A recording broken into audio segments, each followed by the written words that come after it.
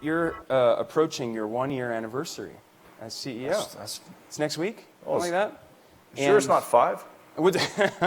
and you know, one thing, I looked at the stock's looking good, can't go wrong there. But look back, how do you feel about the last year? Have you been able to make the progress that you had? What were the lessons you learned? What were some of the mistakes that you've made? Well, we've if you followed us, we've certainly gone through a lot of change in the last year. Yes. And it's as you make this transition, and I would say any company, and we're no different, there's a massive transition going on right now. We all know that.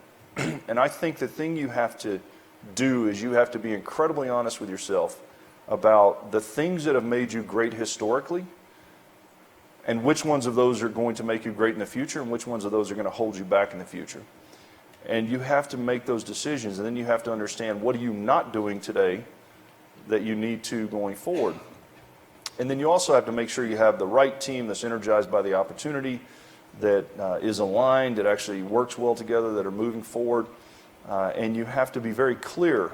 And I think in this world, given the pace we're all trying to move, one of the biggest things as leaders that we can do is drive a level of transparency that we have never driven in the past. And I am incredibly open with our employee base, to the extent that it's legally okay for me to be open with our employee base. But we made some mistakes. I've told the team early on that we're going to get 80% of the information we need, and we're going to make a decision. And what that means is that we're going to make some that we're going to have to adjust. And if you're not okay with us making decisions and then adjusting, then maybe this isn't a place for you, and that's okay. Yeah. And I think that's just important. You just have to be really honest and move with tremendous speed. Tell me a little bit about how you're retooling the company to pursue this. It's quite funny, actually, because people talk about we're transitioning from a hardware to a software company. We have 28,000 engineers, and 23,000 of them are software engineers. Jeez. So the issue is that our historical business model monetized those software assets through a box that was sold as an integrated system, right? There's hardware and there's software together. But I competed with Cisco back in the early 90s. That's right. And I had the best hardware, and I lost. And I didn't lose all the time, by the way. But, I think that the issue is you can move the solutions that you can build in software. Yeah. You can iterate more rapidly with your customer.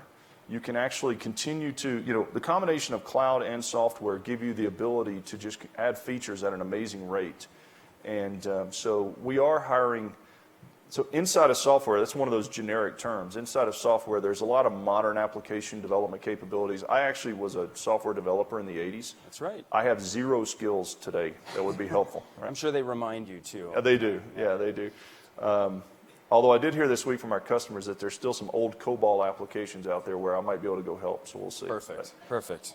So it's really about bringing in the talent that have different skills, that understand how do you develop, in a modern development architecture, agile, cloud-based SaaS, and how do you think about the iteration of that with the customers. So we're definitely adding those kinds of skill sets, sure.